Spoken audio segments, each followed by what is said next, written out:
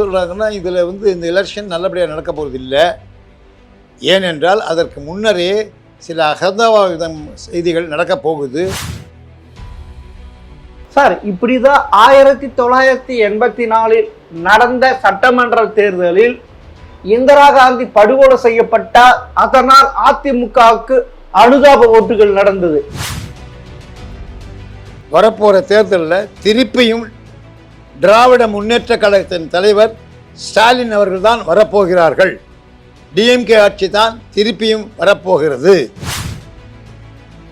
இன்னைக்கு பலதரப்பட்ட மக்களுக்கும் பலவிதமான நன்மைகள் செஞ்சிட்டு இருக்கிறது ஸ்டாலின்.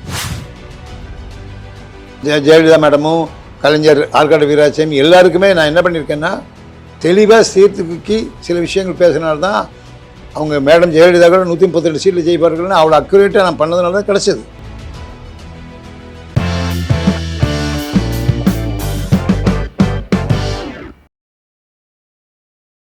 ஜெம் டிவி நேயர்களுக்கு வணக்கம்.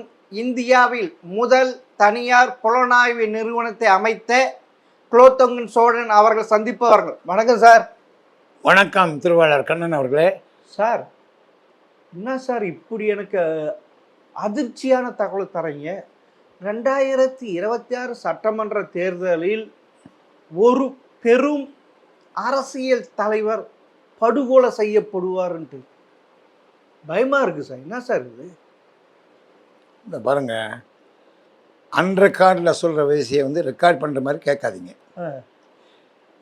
பல தகவல்கள் பல மாதிரி வருது. எனக்கு நான் ஒரு துப்பறியும் நிபுணர்ன்ற முறையில் எனக்கு மெனி தௌசண்ட்ஸ் ஆஃப் இன்ஃபார்மன்ஸ் இருக்காங்க, ஃப்ரீலான்ஸ் இன்வெஸ்டிகேட்டர்ஸ் இருக்காங்க, என்னோடய டைரக்டர் ஆஃபீஸர்ஸ்லாம் இருக்கிற வச்சு தான் நான் நிர்வாகமே பண்ணுறேன். அதனால தான் எனக்கு கலைஞர் என்னோடய கிளைண்ட்டாக இருந்திருக்காங்க, ஜெயலலிதா என்னோட கிளைண்ட்லாம் நான் முன்னாடியே சொல்லியிருக்கேன். அப்படி இருக்கும்போது எனக்கு பல தகவல்கள் வர்றதை எல்லாமே 100% உண்மை கிடையாது. அப்புறம் நீங்கள் சொல்கிறது உண்மை இல்லைன்றீங்களா? இல்லை, உறுதி தகவல்கள் வர்றது எனக்கு நிறைய தகவல் வருதுன்னு சொன்னேன். அதை கண்டுபிடிச்சே எது உண்மை எது பொய்ன்றது அப்புறமேல நான் கண்டுபிடிச்சோம் உங்களுக்கு சொல்லுவோம். அதை எடுப்பிலேயே பல தகவல்களில் ஒன்றை பிடிச்சிக்கிட்டு அதுக்காக வேண்டி அதையே என்னன்னு கேட்டுக்கிட்டு இருந்தீங்கன்னா என்னால் டக்குன்னு உங்களுக்கு பதில் சொல்ல முடியாது. நீங்கள் கூட எனக்கு கேட்குற எதிர்பார்ப்பு புரியுது. பட் சில தகவல்கள் வந்திருக்கு. அதாவது என்ன சொல்கிறாங்கன்னா இதில் இந்த எலெக்ஷன் நல்லபடியாக நடக்க போகிறது இல்லை. ஏனென்றால் அதற்கு முன்னரே சில அகம்பாவிதம் செய்திகள் நடக்கப் போகுது. அந்த கேர்ஃபுல்லாக இருக்கணுன்ற மாதிரிக்குள்ள நிறைய விஷயம் வருது. ஓகே, அதில் ஒன்று தான் நான் சொன்ன இந்த இறப்பு கொலை அந்த போன்ற நிகழ்ச்சிகள். அப்போனா அதாவது அதாவது நீங்கள் சொல்கிற மாதிரி மிக பெரும் தலைவர்கள் ஆக இருக்கப்படுபவர்களில் யாரையோ யாரோ இந்த மாதிரி இறப்பார்கள் கொல்லப்படுவார்கள்ன்ற செய்திகள் எனக்கு அரைகுறையாக வருது. 100% இதுதான் உண்மை நான் சொல்ல முடியாத பட்சத்தில் நீங்கள் அதையே கேட்டுக்கக்கூடாது. இந்த தேர்தலில் ஒரு பெரும் தலைவர் படுகொலை செய்யப்படுவதற்கு வாய்ப்பு இருக்கிறது என்பது உள்துறைக்கு ஏதாவது தகவல் கொடுத்து இறப்பும் சொல்லுங்கள், அதையும் சேர்த்து இதையும் சொல்லுங்கள். நான் சொல்கிறத அதை என்ன சொன்னேன்னா அதை சொல்லுங்கள். நீங்கள் எடுத்து ஒரே வார்த்தையில் படுகொலைகளையும் பேசாதீங்க. ஏன்னா எனக்கு தகவலும் இப்படியும் வருது அப்படியும் வருது. அதுதான் நீங்கள் பேசணும், ரெண்டையும் சேர்த்து சொல்லணும். ஏன்னா எனக்கு கன்ஃபார்மாக நீங்கள் டிவி மீடியான்ற பட்சத்தில் நீங்கள் வரும்போது எனக்கு ஆல்ரெடி பழக்கப்பட்டவங்க நான் பேசுகிறது வேறு. அதனால் இதுக்கு எடுத்துகிட்டு போய் டெல்லியில் உள்ள மினிஸ்ட்ரி ஆஃப் ஹோமுக்கும் அமித்ஷாவுக்கும் பிரைம் மினிஸ்டருக்கு நான் சொல்ல வேண்டிய அவசியம் கிடையாது. இங்கே லோக்கல்லையும் சொல்லணும் அவசியம் கிடையாது. இல்லை சார், இது ஒரு பெரிய அதிர்ச்சியான அது உங்களுக்கு தான் தகவல். அது மீடியாவுக்கு தான் பெரிய தகவல். நீதியமான தகவல் எனக்கு கன்ஃபார்ம் ஆகாமன்னு சொல்ல முடியாது. அப்போனா எதுக்கு எங்கிட்ட சொன்னீங்க வாக்குப்பதிவுக்குள் ஒரு பெரும் படுகொலை நடக்கப்படும் பெரும் தலைவர்னு சொல்லியிருக்கீங்களே? அப்படி என்று செய்திகள் வருகிறது சொல்லியிருக்கேன். ஆமாம், அந்த செய்தி அதை எப்படி உறுதிப்படுத்துனீங்க? அது எப்படி படுத்துனீங்க இந்த கேள்விக்கு நீ எனக்கு மேலே கவர்மெண்ட் ஆஃபீஸர் கிடையாது, எனக்கு மேலே அதிகாரி கிடையாது நான் சொல்கிறதுக்கு. ஏன்னா வந்துட்டு இருக்க தகவல்கள் பல விதமாக வருது. சில நேரங்கள் ரொம்ப அருமையாக நடக்கணும்னு தகவல் வருது. அது மாதிரி இருக்கலாம் நான் சொல்லவே முடியாது உங்கள்கிட்ட. கேளுங்க, என்னுடைய தகவலை நான் பூரணமாக ஆராய்ச்சி பண்ணி அது உண்மைதானான்னு தான் வெளியே சொல்லுவேன்.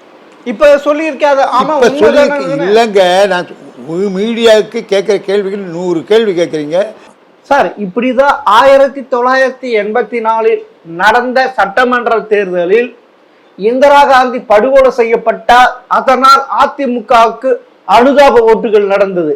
கிடைச்ச அதே மாதிரி 1991 ராஜீவ்காந்தி படுகொலை செய்யப்பட்ட அதன் மூலம் அதிமுகவுக்கு அனுதாப ஓட்டு மூலமாக ஜெயலலிதா முறையாக முதல்வரான அப்பனா 2026 சட்டமன்ற தேர்தலில் இந்த படுகொலை அதிமுகவுக்கு ஃபேவரபா போற மாதிரி இருக்கும். இதுவரைக்கும் நடந்தது பார்த்தா அப்படிதானே தெரியுது. அது உங்க கணிப்பு, அதுல நான் குறிக்க தயாரில்லை. தெரியுதா உங்களுக்கு பல செயல்கள் நடந்ததை வந்து ஒரு துப்பறிய நிபுணர் முறையில் சில விஷயங்களை ஷேர் பண்ண தான் நான் இருக்கேன். என்கிட்ட ஷேர் பண்ணுங்க சார், இது வரைக்கும் என்ன நடந்திருக்கு அது எல்லாம் இப்போ நான் அதெல்லாம் வந்துட்டு இருக்க தகவல் அப்படியே உங்களுக்கு சொன்னேன். எனக்கு லாட் ஆஃப் இன்ஃபார்மன்ஸ் இருக்காங்க, ஃப்ரீலான்ஸ் இன்வெஸ்டிகேட்டர்ஸ் இருக்காங்க, என்னுடைய ட்ரெயின்ட் ஆஃபீஸர்ஸ் இருக்காங்கன்றதை மட்டும் தான் சொல்ல முடியுமே ஒழிய இன்னின்னார் இருக்காங்கன்னு நான் சொல்ல முடியாது. புரியுதா? இதனால வந்து இந்த படுகொலை தடுக்கணும்னு எதிர்பார்க்கிறேன். அதனாலதான் உங்ககிட்ட நோண்டி கேட்கிறேன். நீங்க எவ்வளவு நோண்டினாலும் வாயே திறக்க மாட்டேங்க, முண்டு சட்டிலேயே குதிரை ஓட்டிட்டீங்க. உண்மையை சொல்லுங்க. முன்னாடி கூட இதே இன்ஸ்ட்ருமெண்ட்ல இதே மாதிரி தான் என்ன கேட்டீங்க, என்னென்னமோ நான் பதில் இப்படி தான் சொன்னேன், திருப்பி நான் அப்படி தான் பதில் சொல்லுவேன். அதாவது நீங்கள் திருப்பி கேட்கறதுனாலையோ நோண்டி கேட்கறதுனாலையோ என்னுடைய தகவல்களை நான் வெளியிட்டேன்னா இன்ஃபார்மன்ஸுக்கு டேஞ்சர். சார் எனக்கு ஒரு சந்தேகம், சாவு அதை இயற்கை சாவா செயற்கை சாவா? ரெண்டா இருக்கலாம், ரெண்டும் இருக்கலாம். அப்போனா நீங்க என்ன யமனா சித்தர்குப்தனா? ஏங்க ஒரு இயற்கை சாவு சொல்றதுக்கு நீங்க எப்படி கணிக்க முடியும்? சித்தர்குப்தனா ஒரு இறப்பு யமனா? நீங்க அப்படியே கழுத்து இது போட்டு சாவடிக்கிறதுக்கு இயற்கை சாவு எப்பகாலம் நடக்கும் சார். நாங்களோட தான் இப்ப போற வழியில எனக்கு எந்த கேரண்டில வாரண்டி இல்ல செய்ய உயிருக்கு. நீங்க என்ன ராஜேஷன் ஒரு நடிகர் என்ன இன்டர்வியூ எடுக்கிற மாதிரி இருந்தார், இறந்துட்டார். நடிகர் நல்லா இன்டர்வியூ எடுத்து ஜம்முன்னு ஒரு படம் நினைச்சிட்டு இருந்தேன். 2026 சட்டமன்ற தேர்தலில் பொதுமக்கள் கொஞ்சம் உஷாராக இருக்கணும்னு சொல்றீங்க.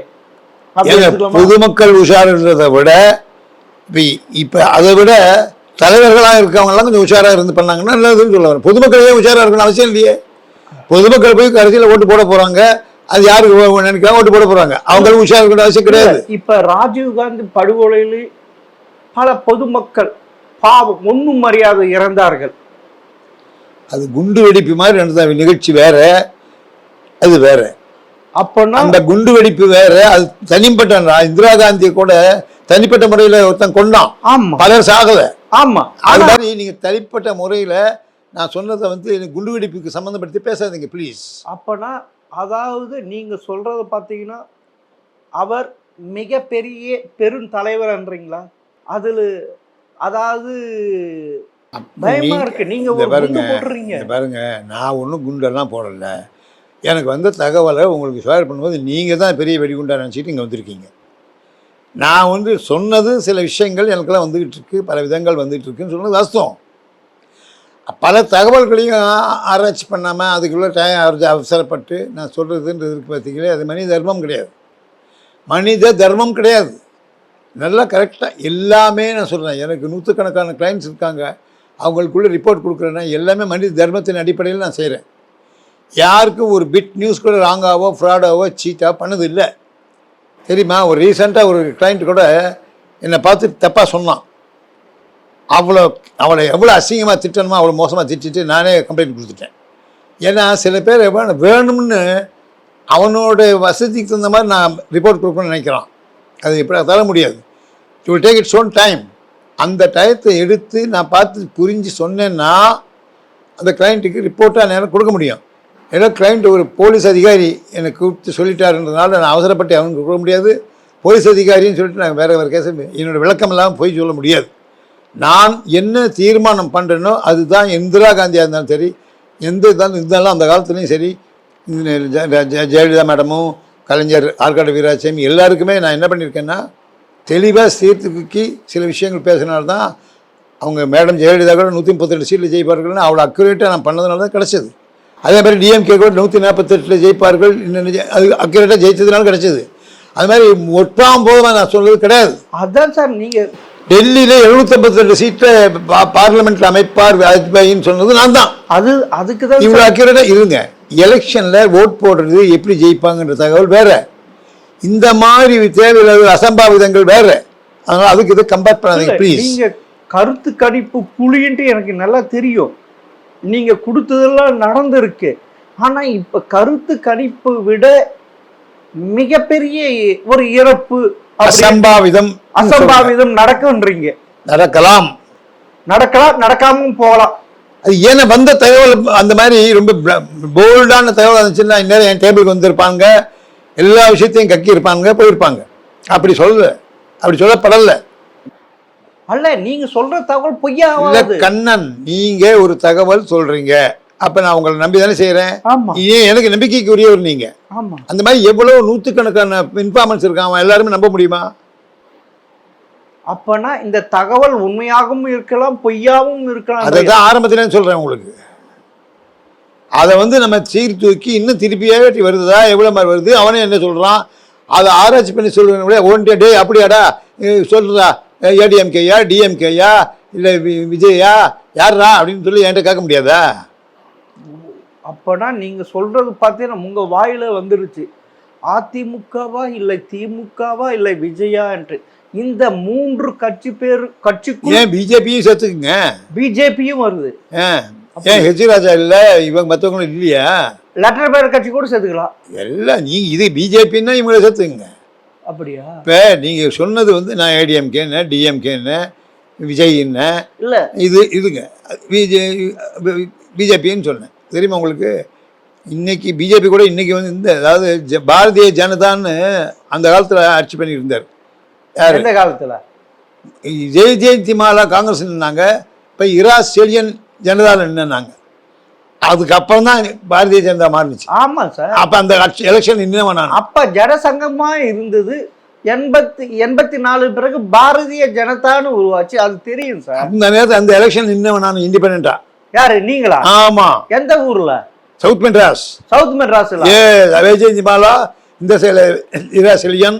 நீங்க எந்த கட்சியில நின்னீங்க? சுயேட்சை சின்னம், ஆகாய விமானம் சின்னம். ஆகாய விமானமா? ஆமா. எதுக்கு நின்றீங்க? நானும் இன்ட்ரெஸ்டிங்கா 5000 இந்திரா காந்தி அம்மாவோட 5000 டொனேஷன், 5000 பணம் கொடுத்து எல்லாரையும் டெவலப் பண்ணாங்களே, எக்கனாமிக் டெவலப்மெண்ட் எல்லாருக்கும் வாங்கி கொடுத்தேன் 5000 லோன். அப்போ கோபாலகிருஷ்ணன் இந்தியன் பேங்க் சேர்மனாக இருந்தார். அவர்கிட்ட சொல்லி லோன் வாங்கி கொடுத்தேன் எல்லாருக்குமே.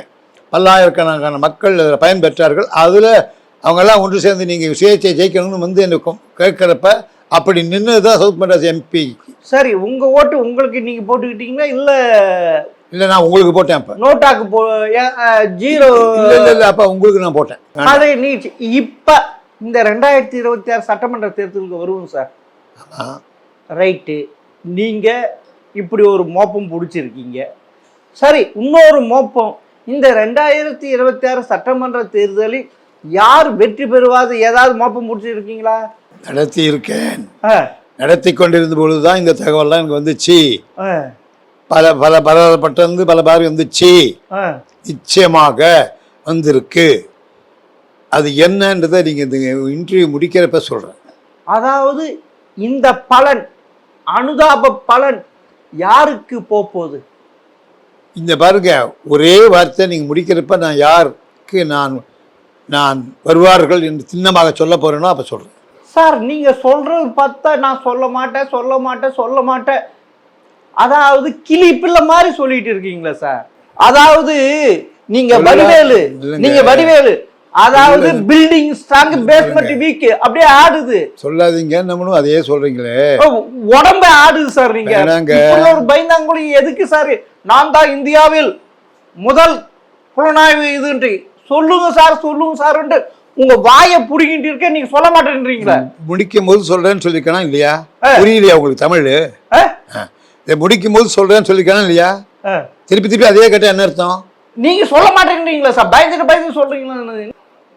நான் உண்மையே சார் தமிழ்நாட்டு சொல்றது கேளுங்க, நான் முடிக்கிறேன். இல்லை, நான் எனக்கு பயங்கரமா இது ஆகுது சார். ஐயோ, இந்த 2026 சட்டமன்ற தேர்தல் அமைதியா நடக்கணுமே, இது அமைதி பூமியாச்சே, இப்படி எல்லாம் நடக்க கூடாதே. ஏற்கனவே 91 தான் இப்படி ஒரு இவர் கேமராமேன் நடக்கலையா? தம்பி சொல்லுங்க. இல்ல சார், எல்லாரும் நினைக்கிறாங்க நீங்க நினைக்கல. இல்ல நான் நினைக்கிறேன். நீங்க நினைக்கிற இந்த தமிழகத்தின் மீது பற்று அதிகம். அதுல யாருமே இல்லையா? அப்படின்னா யாருக்கும் இல்லையா? யாருக்கும் இல்லையா? உங்களுக்கு மட்டும்தான் இருக்கா? இல்ல இல்ல, உங்களுக்கு மட்டும்தான் இருக்கா? Don't talk like this. ஏன் தெரியுமா? எல்லா மக்களுக்கும் அது என்ன இருக்கு, நல்லது நடக்கணும் தான் எல்லாரும் நினைக்கிறான். யாருக்கும் தப்பு நடக்கிறது இல்லை. நீங்க மட்டும் தனிப்பட்ட முறையில் பேச வேணாம் இந்த மீடியாவில் ப்ளீஸ்.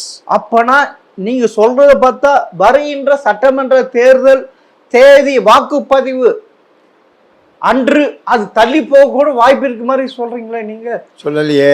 இல்ல இல்ல, ஒரு பெரும் தலைவர் இப்படி ஆக போறாருன்ட்டு அது அன்னைக்கு தான் நடந்தா தானே அதெல்லாம்? அந்த மாதிரி அந்த கடைசி நிமிஷத்துல நடந்தா தானே இதெல்லாம்? அதுக்கு முன்னாடி ரொம்ப நாள் முன்னாடி நடந்தா. அதாவது 1984 இந்திரா காந்தி படுகொலை செய்யப்பட்டார்கள் சீக்கியர்கள். அந்த சீக்கியர்களையே போட்டு தள்ளாங்க நிறைய பேர். டெல்லியில ஏறக்குறைய 3000 பேர் செத்து போயிட்டாங்க. சம்பந்தமே இல்லாம விஷயங்கள்லாம் பேசாதீங்க இதுல. ஏன்னா அது மாதிரி இது பாருங்க, நம்ம பேச வேற, இது பாருங்க நான் பேச வந்தது வேற. நீங்க இப்படி வேற வேற பேசுனீங்கன்னா மக்கள் தான் அவங்கள பார்த்து சிரிப்பாங்க. வேணாம். இல்ல சார், நீங்க சொல்றேங்க சார், வேண்டாங்க. நீங்க என்னென்னமோ பேசுறதெல்லாம் பார்த்தா ஏடா இவர் இப்படி எல்லாம் கேட்கிறாருன்னு மக்கள் நினைக்க கூடாது. கையெடுத்து கும்பிடுறேன் சார். அந்த உண்மையை சொல்லுங்க சார். தமிழகம் உஷாராகட்டும், தலைவர்கள் உஷாராகட்டும், மிக அமைதியாக வாக்குப்பதிவு நடக்கணும், தேர்தல் நடக்கணும். தமிழகம் அமைதி பூமி. இங்க ஒரே இதுல வாக்குப்பதிவு நடக்கிற பூமி சார். கொஞ்சம் சொல்லுங்க சார். 100%. அதனால ரொம்ப அவசரப்படாதீங்க. நான் சொல்றேன், நிதானமாக சொல்லுவேன். நான் சொல்லிட்டு இருக்கேன். தெரியுதா உங்களுக்கு? நீங்கள் எதிர்பார்த்து வர்றீங்களோ அதை பற்றி எதிர்பார்க்குறீங்க. எனக்கு அக்கறை கிடையாது. எனக்கு வந்த செய்திகள் வச்சு நான் சொல்லலாம்னு நினச்சிட்டு தான் இருக்கேன். புரியுதா உங்களுக்கு? புரியுது சார். நான் என்ன பேசுறதுன்னு தெரியல சார்.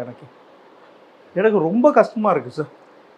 இல்லை இல்லை, நீங்கள் சொன்னதுனால அப்படியே அழுதுட்டேன் சார். உண்மையில் உங்கள் பற்றை நான் பாராட்டுறேன். ஆமாம் சார், உங்கள் பற்றை நான் பாராட்டுறேன். அதாவது ஒரு உயிர் போகக்கூடாது சார். அது தடுத்து பாருங்க. இது இருக்கு, அது போயிடும். ஒருத்தனை கொல்ல தான் போறாங்கன்ற அளவுக்கு நான் தீர்மானம் சொல்லவே இல்லையே. இல்லை, அவர் இறக்கலாம், நடைபெறலாம் வேற, நடைபெறும்ன்றது வேற. எனக்கு நடைபெறலாம் அது வேற, பெரும் வேற. இல்லை சார், ரொம்ப கஷ்டமா இருக்கு சார். எங்க எவ்வளவோ செய்திகள் வருது. எல்லா செய்திகளுக்கும் நம்ம போய் உண்மையை கண்டுபிடிக்கிறது நான் இல்லை. நீங்க போனா இல்லை, நம்ப வேண்டியதா இருக்கு. இல்லைன்னு சொல்லிட்டேன் நான். அதாவது நூற்றுக்கணக்கான ஆயிரக்கணக்கான பேர் என்னோட அண்டி கேட்கறது வேற விஷயம். வெயிட் பொறுமையாக இருக்க. அதுக்கு எல்லாரும் உண்மை சொல்கிறாங்களா பொய் சொல்கிறாங்கன்னு ஆராய்ச்சி பண்ணுறது என் வேலை இல்லை. அவங்கெல்லாம் என்ன கேட்டாங்கன்னா, மீடியா எல்லா என்னென்னமோ இதெல்லாம் இருக்குது, கண்டுபிடிச்சி கொடுங்கன்னு வந்தாங்க. நான் கண்டுபிடிச்சி கொடுத்தேன். அது வேறு விஷயம். அது மக்களுக்கு பயனுள்ள ஒரு விஷயங்கள். இது எதையோ ஒரு இறப்பு சம்பந்தமாக ஒரு செய்திகள் வர்றது, எவ்வளவு உண்மையே இல்லைன்னு சொன்ன பிற்பாடு, உண்மையாக பொய்யே தெரியாது சொன்ன பிற்பாடு அதையே கேள்வி கேட்கறது ப்ளீஸ் அண்டர்ஸ்டாண்ட் தான் சொல்ல முடியும். சரி சார், அந்த கருத்து கணிப்பு நீங்கள் நடத்தினப்ப இந்த விஷயம் வந்திருக்குன்னு சொல்கிறீங்க, உங்களுக்கு தகவலாக வந்திருக்குன்னு சொல்கிறீங்க. பலர் வர்ற தகவலில் இது ஒரு தகவலும் வந்திருக்குன்னு இல்லை. அதை உண்மை தன்மை பற்றி ஒரு சில பேர் எதிரியை வேண்டாதவங்க கூட முரட்டுத்தனமாக சில பொய்கள் சொல்லலாம் இல்லையா? நினச்சி பாருங்க. இது பொய்யாவும் இருக்கலாம். முரட்டுத்தனமானவர்கள் வீம்புக்கு சொல்றதுக்குரிய வாய்ப்புகளாக இருக்கலாம். நான் உங்களுக்கு ஏங்க கெஸ் பண்ணுறது தான் உடனடியே இதுதான் உண்மை கரெக்டுன்னு நான் சொல்லலையே. அப்பனா இது பொய்யாவும் இருக்கலாம். ரொம்ப அதுதான் சொல்ல வர்றேன். முரட்டுத்தனமான பேர்வழிகள், எதிரி மேலே பிடிக்காதவர்கள் சொல்றதுக்கு வாய்ப்புகள் இருக்கு. அதனால நானே இன்னும் கண்டுபிடிச்சி இதுதான் சொல்ல முற்படலை. ஏன்னா பலதரப்பட்ட மக்கள் என்னை பழகும்போது நான் அவனை கேட்டேன்னா அடுத்த நிமிஷம் எனக்கு வேறு வேறு செய்திகள் வராமல் போயிடும். ரொம்ப ஸ்ட்ராங்காக பேசுகிறேன், தெரியுதா? வரப்போகிற தேர்தலில் திருப்பியும் திராவிட முன்னேற்ற கழகத்தின் தலைவர் ஸ்டாலின் அவர்கள் தான் வரப்போகிறார்கள். டிஎம்கே ஆட்சி தான் திருப்பியும் வரப்போகிறது. மற்ற எந்த கட்சியும் அவருக்கு எதிர்த்தாக நிற்க போக முடியாது. ஏடிஎம்கே பிளந்து கிடக்கிறது. ஏடிஎம்கே பிளந்து கிடக்க மட்டும் இல்லை, ஓபிஎஸ் தங்கமான பழைய சீஃப் மினிஸ்டராக இருந்தவர், நல்ல மனிதர். அவரை இபிஎஸ் சேர்க்கவே இல்லை, இன்று வரை சேர்க்க மாட்டேன் என்கிறார். அதே போல் சசிகலாவை சேர்க்கவில்லை. இதுதான் சொல்லுது. அப்பனா ஈவன் இன்க்ளூடிங் விஜய். அப்பனா திரு ஸ்டாலின் அவர்கள் வெற்றி ஒரு பிணத்தின் மீது நடக்க போகுது. நோ, அதெல்லாம் நீங்க பேசக்கூடாது. நீங்க சொல்றது நான் சொல்றது அவர் வரப்போற ஆட்சிக்குன்னு சொன்ன நீங்க வேற போற கொண்டு போறீங்க, பேசாதீங்க அதெல்லாம். ஓ அப்பனா சரி சார், பாப்போம் நீங்கள் சொல்றது நடக்கதா நடக்கலையா இன்னும் 2 மாதங்களுக்குள் தெரிந்துவிடும். ஏன்னா இப்போ ஸ்டாலின் நீங்கள் முற்று பெறும்போது சொல்லுவேன், அவர் தான் ஜெயிக்க போகிறாரு, ஆட்சி அமைக்க போகிறேன்னு சொல்லிட்டாரு. மட்டும் இல்லை, இன்றைக்கி பலதரப்பட்ட மக்களுக்கும் பலவிதமான நன்மைகள் செஞ்சிட்டு இருக்கிறது ஸ்டாலின். அந்த கருத்து மக்கள்கிட்ட பரவலாக பரவி இருக்கிறதுனால தான் அந்த நியூஸ் எனக்கு வருது. அது வந்ததுனால தான் நான், அது மட்டும் இல்லை, ஒரு 60 வயசு தாண்டி 70 வயசு இருக்கவங்களுக்கெல்லாம் முதியோர்களுக்கு எவ்வளோ உதவிகள் முன்னே வந்து வீட்டுக்கு வந்து உதவி பண்ணுற செய்கைகள்லாம் இதில் நடக்குது. தெரியுது அவங்களுக்கு. எல்லா பெண்களுக்கும் ஃப்ரீ பஸ் டிக்கெட் கொடுக்குறாங்கன்னு சொன்ன உடனே ஆண்களுக்கும் பஸ் டிக்கெட் ஃப்ரீயாக கிடைக்கும்னு யார் சொன்னாலும் அது நடக்குமா? அதெல்லாம் நடைபெறாத வார்த்தைகள் நிறையவும் வருது. நடைபெற்று கொண்டிருக்கிற வார்த்தைகளில் தான் நான் பெருமையோடு சொல்லுக்கிறதுக்கு, நான் வந்து டிஎம்கேயோ ஏடிஎம்கேயோ காங்கிரஸோ எந்த கட்சியும் நான் கிடையாது. நான் தனிப்பட்ட நபர், எந்த கட்சியும் கிடையாது. எல்லாருக்குமே எனக்கு நல்லா தெரியும். கலைஞருக்கும் நல்லா தெரிஞ்சிருக்கேன், ஆற்காடு வீராசாமிக்கு நல்லா தெரியும், இப்போ இருக்க டிஎம்கே தலைவர்கள் எனக்கு தெரியும், இபிஎஸ்க்கு தெரியும், ஓபிஎஸ்க்கு தெரியும், சசிகலாவை எனக்கு நல்லா, சசிகலாவோட கணவன் நடராஜன் என் பக்கத்து வீடாக இருந்ததுனால ரொம்ப நல்ல பழக்கம். அல்லாத விட நடராஜனோட தம்பி பழனிவேல் என்னோட படித்தவர், ஸ்கூல்லேருந்து காலேஜ் வரைக்கும். அந்த மாதிரி எனக்கு பலரோட தொடர்புகள் இருக்குது. எனக்கு அனுபவம் ஜாஸ்தி இந்த துறையில். நான் பலதரப்பட்ட லெவலில் பண்ணி தான் பிரைம் மினிஸ்டர் முதலுக்கு பிவி நரசிம்மராவ் வருவார்ன்ற அளவுக்கு சொல்லி, பிவி நரசிம்மராவ் என்னை வந்து சில கேள்விகள் கேட்டதுக்கு நான் பதில் சொல்லி விடை பெற்றிருக்கிறேன் நல்லபடியாக. அதெல்லாம் புரிஞ்சுக்கிட்டு இந்த நிகழ்ச்சி நல்லபடியாக நடக்கணும்னு விரும்புகிறேன். ஸ்டாலின் கம்பீரமாக ஜெயிச்சு வரப்போகிறார், அதுதான் உண்மை. மக்கள் அவரை தான் விரும்புகிறாங்க. அதனால் மற்றவங்களை எதுக்குறாங்கன்னு இல்லை, மற்றவங்களெல்லாம் செயல்பாடுகள் வேறு மாதிரி இருக்குது. இவர் வந்தால் திருப்பி ரொம்ப நல்லது பண்ணுவார். இப்போ வருங்க, எல்லா அந்த இதில் இங்கே டிஎம்கே ஸ்டாலின் தொகுதியில் ஒரு ஹாஸ்பிட்டல் கம்ப்ளீட்டாக எல்லாருக்கும் 24 மணி நேரம் திறந்திருக்கும். எல்லா விதமான வசதியும் டோட்டலாக ஃப்ரீ. 4 டாக்டர்கள் அமர்ந்து எல்லாருக்கும் பணிவிடை செய்வாங்க. அவங்க ஃபுல்லாக ட்ரீட்மெண்ட் பண்ணி ரிட்டையர்ட் ஆனவங்களுக்கும் சரி, ஒர்க் பண்ணிகிட்டு இருக்கவங்களுக்கும் சரி உதவி பண்ணுறதாக ஒரு அமைப்பு அனுப்பி, அது 5 ஸ்டார் ஹோட்டல் இருக்க நிகராக அந்த ஹாஸ்பிட்டல் அமைச்சு இன்றைக்கி ரன் பண்ணிகிட்டு இருக்கிற வாய்ப்பை இன்றைக்கி முதல்ல பண்ணது ஸ்டாலின் அவர்கள். எனக்கு ஸ்டாலின் சொன்னால் அவர் எனக்கு வீட்டில் விருந்தாளிலாம் அவர் கிடையாது. அதனால் நான் பொதுமக்கள் பேசிக்கிறாங்க, எப்படி நினைக்கிறாங்களோட வியூ தான் உங்களுக்கு காட்டியிருக்கேன் ஒழிய நான் எந்த கட்சியும் சேராதவன்னு சொல்லியிருக்கேன். இன்னொன்று சொல்லட்டுமா, சில கட்சிகளில் நான் இதே டிஎம்கேக்கு நான் சேர்றேன்னு எப்பயோ கொடுத்தேன். அந்த வாய்ப்புகள் நிறைய வருதுன்ட்டு கொடுத்தேன், எனக்கு பதிலே வரல. அப்படிப்பட்ட கட்சி தான் டிஎம்கே. நல்லா புரிஞ்சுங்க. எனக்கு அந்த கட்சியில் அவங்க பின்னாடி இருக்கார் பாருங்க, அந்த ஃபோட்டோ பார்த்தீங்களா உங்களுக்கு தெரியும் சார். ஓகே, நீங்கள் சொல்லிட்டீங்க, பார்க்கலாம். நன்றி, வணக்கம்.